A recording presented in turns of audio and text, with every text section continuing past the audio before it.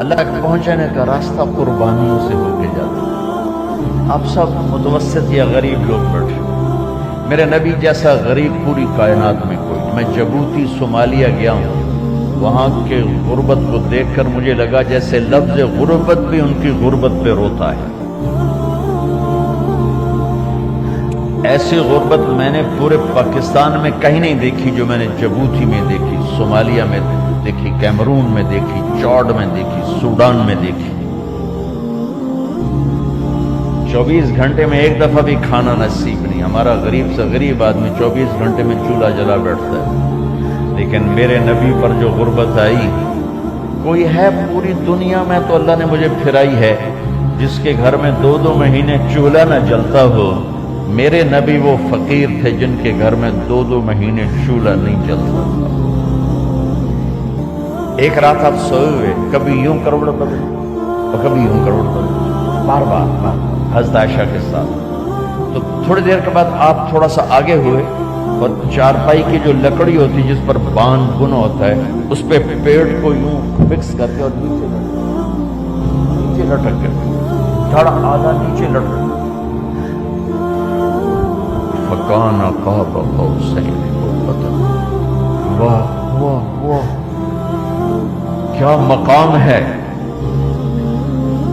قاب قوسین، اور کیا حالات سے گزر رہے ہیں کہ یوں آدھا دھڑ نیچے لٹک گیا۔ ام عائشہ اٹھ کے بیٹھ گئی، یا رسول اللہ خیریت کیوں؟ آپ اٹھ کے بیٹھ گئے، کہا عائشہ بھوک بہت لگی، بھوک بہت لگی، اس لیے پریشر دیا تاکہ وہ جو بھوک کی طلب ہے نا میدے میں، اس کو پریس کیا، اس لیے پتھر باندھتے تھے کہ وہ پیچھے چلا جائے۔ آپ مسجد میں تشریف فرما تھے، ایک صحابی نے کر یا رسول یہ دیکھیں، کپڑا ہٹایا، یہ دیکھیں میں نے پیڑ پہ پتھر باندھا۔ جن کے لیے کائنات بنائی، جنہیں اپنا حبیب کہا، جن کے چہرے کی قسمیں اٹھائیں، والضحی، جن کی زلفوں کی قسمیں اٹھائیں، واللیل اذا سجا، جن کے منہ سے نکلے بول کی قسم اٹھائی، وقیلہ، جن کے کتاب کی قسم اٹھائی، والقرآن المجید، جن کے شہر کی قسم اٹھائی، وہذا البلد الامین۔ اتنی بڑی ہستی، آپ نے کہا ذرا ادھر دیکھو، آپ نے پیٹ سے کپڑا ہٹایا تو آپ نے 2 پتھر باندھے، دیکھو میں نے 2 باندھے۔ کوئی ایسا فقیر ہے دنیا میں دکھاؤ؟ عائشہ بھوک بہت لگی تو اللہ کے تو حضرت عائشہ رونے لگی، کہ یا رسول اللہ پھر آپ اللہ سے مانگتے کیوں نہیں؟ عائشہ نہیں مانگوں گا، اسی بھوک میں اللہ سے ملاقات نہیں مانگوں۔ مجھ سے پہلے میرے جو بھائی آئے انبیاء، وہ اسی فقر میں گئے، میں بھی اس فقر میں جاؤں۔ اپنے گھر میں یہ دکھ رکھا، اپنی اولاد کے ذبح ہونے کو قبول کیا تاکہ آئندہ آنے والی امت کا غریب طبقہ گلہ نہ کرے، شکوہ نہ کرے، حرام راستوں پہ نہ جائے، غلط راستوں پہ نہ جائے، اور مالدار فخر نہ کرے میں کوئی بڑا آدمی بن گیا ہوں، میری اتنی بڑی فیکٹری بن گئی ہے، میری اتنی بڑی کمائی ہو گئی ہے۔ یہ بڑائی کی چیز ہے نہ وہ چھوٹائی کی چیز ہے۔ جس سے اللہ راضی ہے وہ بڑا ہے، جس سے اللہ ناراض ہے وہ چھوٹا ہے، چاہے غریب ہے چاہے مالدار ہے۔ حضرت عائشہ فرماتی ہیں بیٹا 2 مہینے گزر جاتے تھے ہمارے گھر میں چولہا نہیں جلتا تھا، چولہا نہیں جلتا تھا، 2 ماہ گزر جاتے تھے۔ ایک دفعہ باغ میں تشریف لے گئے، عبداللہ بن عمر آپ کے ساتھ ہیں، صبح کا وقت ہے، تب کھجوریں گری پڑی جو ملک نہیں ہوتی، کسی کوے نے ٹھونگ ماری، کسی طوطے نے اس کو ایسے ہی وہ اس کو ٹک دیا اپنی اس کے ساتھ چونچ کے ساتھ، تو وہ گر پڑی۔ اب اٹھا کے صاف کر کے کھا رہے تھے اور عبداللہ سے کہہ رہے تھے عبداللہ تو نہیں کھاتا؟ انہوں نے کہا جی مجھے بھوک نہیں ہے۔ آپ نے کہا عبداللہ مجھے بھوک ہے، آج 4تھا دن ہے میں نے کچھ نہیں کھایا۔ تمہیں کوئی ہے جس کے ہاں 4 دن فاقہ چلتا ہوں؟ آج 4تھا دن ہے میں نے کچھ نہیں کھایا۔ ہمارے دسترخوان پہ کتنا کھانا اٹھا کے کوڑے کے ڈھیر میں جایا جاتا ہے، آج 4 دن گزر چکے ہیں میں نے کچھ نہیں کھایا. هذه صبح رابعة ما ذقت شيئا. آج 4تھی صبح میرے اوپر طلوع ہوئی ہے,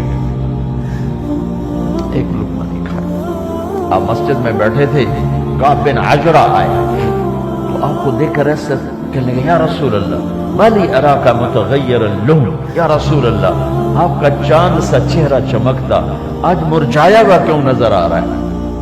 تو آپ نے یوں دیکھ اپنے پیٹ پہ یوں انگلی رکھ کر کہا ما دخل جوفی ما يدخل جوف ذاتک منذ ثلاث. کہا آج 3 دن گزر چکے ہیں, پیٹ میں ایک روٹی کا ذرہ داخل نہیں ہوا. ذرہ, لقمہ نہیں, ذرہ روٹی کا ایک ذرہ پیٹ میں داخل نہیں ہوا.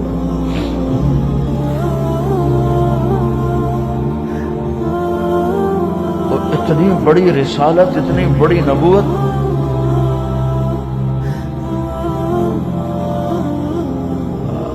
اپنی امت کے غریبوں کی تسلی کے لیے اور اپنی امت کے مالداروں کو سبق دینے کے لیے کہ اللہ رزق دے تو اپنی حیثیت نہ بھولو, اور اللہ نہ دے تو اپنے حبیب کی قربانی نہ بھولو. انہوں نے تو جان بوجھ کے یہ کیا, جان بوجھ کے, یہ نہیں کہ آپ کو کوئی تنگی اللہ کی طرف سے, جان بوجھ کے. اور سارے گھر کا یہ حال ہے. بس فاطمہ رضی اللہ تعالیٰ عنہ سے ملنے گئے, کہا بیٹے میں اندر آ جاؤں, میرے ساتھ عمران بھی ہیں, ایک صحابی تھے عرب سردار, میرے ساتھ عمران بھی ہیں. کہا ابا جان میرے گھر میں اتنی چادر نہیں کہ اپنے آپ کو چھپا سکوں, پردہ کرنے کے لیے میرے پاس چادر کوئی. تو آپ نے اپنی چادر اندر دے دی, کیسے پردہ کر, وہ لپیٹ لی. اب اندر آئے تو آپ نے پوچھا میں نے سنا تھا تو بیمار ہے, میں ذرا حال پوچھنے آیا ہوں. تو باپ کو دیکھ کے آنسو نکل آئے کہ یا رسول اللہ بیماری بھی ہے اور بھوک بھی ہے, دونوں ہی ہیں, صرف بیماری نہیں بھوک بھی ہے. بڑے بڑے مصیبتوں سے لڑ جانے والے ماتھے پہ کبھی بل نہ آیا. بیٹی کے آنسوں نے پگھلا بھی دیا اور رلا بھی دیا. آپ بھی رو پڑے, آپ بھی رو پڑے. پھر کہا میری بیٹی نہ رو, والذی بعث اباک بالحق ما دقت من 3 ایام طواقا. آج 3 دن ہے میں نے ایک لقمہ نہیں کھایا. اور میری بیٹی میں تمہیں بتاؤں, میرے رب نے مجھے کہا تھا میرے حبیب اگر آپ چاہیں تو احد پہاڑ سونا بنا دو. 10 میل لمبا چوڑا ہے احد پہاڑ, 10 میل. میں احد پہاڑ سونا بنا دوں, آپ کی خدمت میں پیش کروں. تو میں نے کہا نہیں یا اللہ مجھے نہیں چاہیے, میں ایک دن بھوکا رہوں گا, ایک دن کھانا کھاؤں گا. پھر فرمایا بیٹی کیا تجھے یہ عزت کافی نہیں ہے کہ اللہ نے تجھے جنت کی عورتوں کا سردار بنا دیا. یہ سرداری سونے چاندی میں تل کے نہیں ملی. ہوئے قربان جاؤں. بھائیو اب سب ماشاءاللہ نوجوان نظر آ رہے ہو, تھوڑا وقت نکال کے اگر آپ پڑھے ہوئے ہو اپنے نبی کی زندگی پڑھا کرو, اپنے نبی کی زندگی پڑھا کرو, بڑا ایمان بھی بنے گا, حوصلہ بھی ملے گا. اب حسن حسین کو کہتے تھے میری آنکھوں کی ٹھنڈک, میرے جگر کے ٹکڑے, میرے سینے کی ٹھنڈک, میرے لاڈلے, جنت کے چاند, جنت کے سردار, میرے 2 پھول. یہ سارے الفاظ حسن حسین کے لیے ہیں. اور ان کے بھوک کی وجہ سے رونے کی آواز سنتے تھے, وہ تڑپتے تھے, لیکن روٹی نہیں مانگی ان کے لیے, روٹی نہیں مانگی. کہ اپنی امت کے غریبوں کو تسلی دینی تھی کہ اگر میں فقیر بن کے جا رہا ہوں تو تمہارے اوپر بھی امتحان ہے, چند دن برداشت کرو. آپ نے فرمایا سب سے پہلے میں جنت میں داخل ہوں گا. سارے نبیوں پر جنت حرام ہے جب تک میں نہ چلا جاؤں, اور ساری امتوں پر جنت حرام ہے جب تک میری امت نہ چلی جائے. سب سے پہلے میں جنت میں داخل ہوں گا. وما یا فقراء المؤمنین, اور میرے ساتھ میری امت کے غریب لوگوں, میرے ساتھ میری امت کے غریب لوگ میرے ساتھ پہلے داخل ہوں گے. بس فاطمہ کے گھر میں فاقہ حد سے بڑھ گیا تو حضرت علی نے فرمایا کہ جاؤ اللہ کے نبی سے کچھ تو مانگ کے آؤ, کچھ تو پیٹ میں جائے. زندگی میں کبھی ایسا موقع نہیں آیا. یہ ایک دفعہ اتنا فاقہ آیا کہ حضرت علی جیسی ہستی نے بھی کہا جاؤ. تو آپ تشریف لائیں اور دروازے پہ دستک دی. تو اتنا پیار تھا. جب حضرت فاطمہ گھر میں داخل ہوتی، اللہ نے ہمیں اولاد کے ساتھ کیا سلوک کرنا ہے، اللہ نے ہمیں اپنے نبی سے یہ بھی سکھایا. حضرت فاطمہ جب بھی گھر میں آتی، اور ساتھ ہی تو گھر تھا، دیوار سے دیوار ملی تھی، روز کا آنا جانا، تو میرے نبی بیٹھے نہیں رہتے تھے. آؤ فاطمہ کیا آ رہے، کھڑے ہو جاتے اور تیزی سے آگے بڑھتے. دروازے پر ہی حضرت فاطمہ کا ہاتھ پکڑ لیتے، ہاتھ کا بوسہ لیتے. بوسہ لے کر ہاتھ پکڑے پکڑے بیٹی کو چارپائی پہ پہلے بٹھاتے، اس کے بعد خود بیٹھتے تھے. اکرموا اولادکم، میرے نبی نے کہا اولاد کو عزت دو، پھر وہ تمہیں عزت دیں گے. ہمارے ماحول میں اکثر ماں باپ نے اولاد پہ ڈنڈا ہی اٹھایا ہوتا ہے، پھر ان میں بغاوت پیدا ہو جاتی، پھر کہتے ہیں اولاد نافرمان. آپ نے دستک دی تو کہنے لگے یہ تو فاطمہ کی دستک ہے. خیر تو ہے، پہلے تو کبھی اس وقت میں آئی نہیں. تو آپ نے ام ایمن سے کہا دروازہ کھولو. ام ایمن نے دروازہ کھولا تو آپ نے استقبال کیا، بٹھایا، پوچھا بیٹی کیا ہوا، اس وقت میں کیسے آئی؟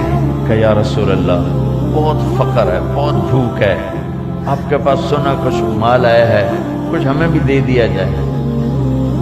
اتنی صابر بیٹی زندگی میں ایک دفعہ بھوک کی شکایت لے کر آئی، اور آگے باپ نے پھر پیپر لے لیا، پھر امتحان میں ڈال دیا. آپ نے کہا بیٹی میرے پاس 5 بکریاں کھڑی ہیں، دے دوں یا 5 دعائیں سکھا دوں؟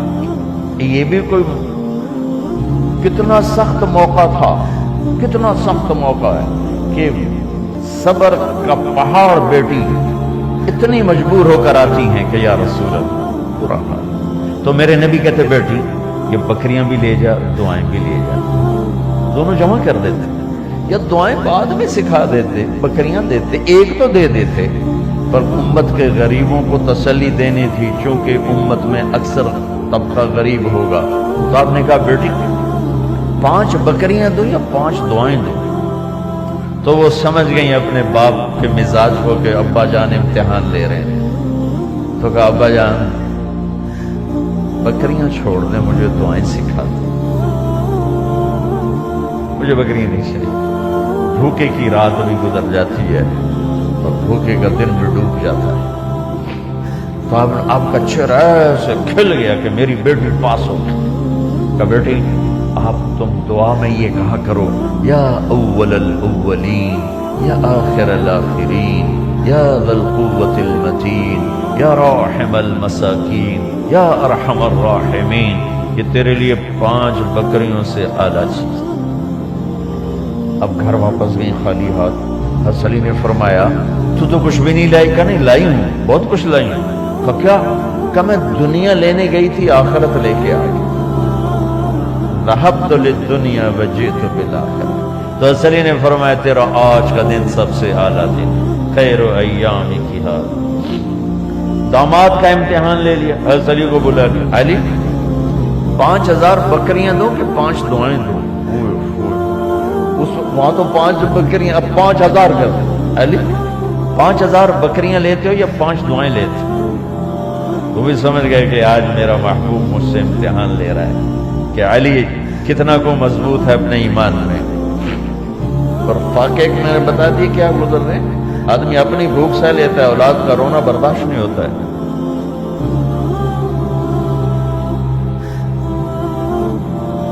علی 5 دعائیں دوں کہ 5000 بکریاں؟ حضرت علی نے عرض کی یا رسول اللہ دعائیں سکھا دیں، بکریاں نہیں چاہیے.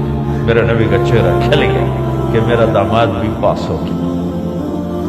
علی تو یہ دعا مانگا کر روزانہ، اللہم اغفر لی ذنبی ووسع لی خلقی وبارک لی فی رزقی وقنعنی بما رزقتنی ولا تذهب قلبی الی شیء صرفتہ عنی. یہ 5 دعائیں تو مانگا کر، 5000 بکریوں سے زیادہ ہے. اللہم اغفر لی ذنبی، اللہ میرا گناہ معاف کر. وسع لی خلقی، میرے اخلاق عالی شان کر.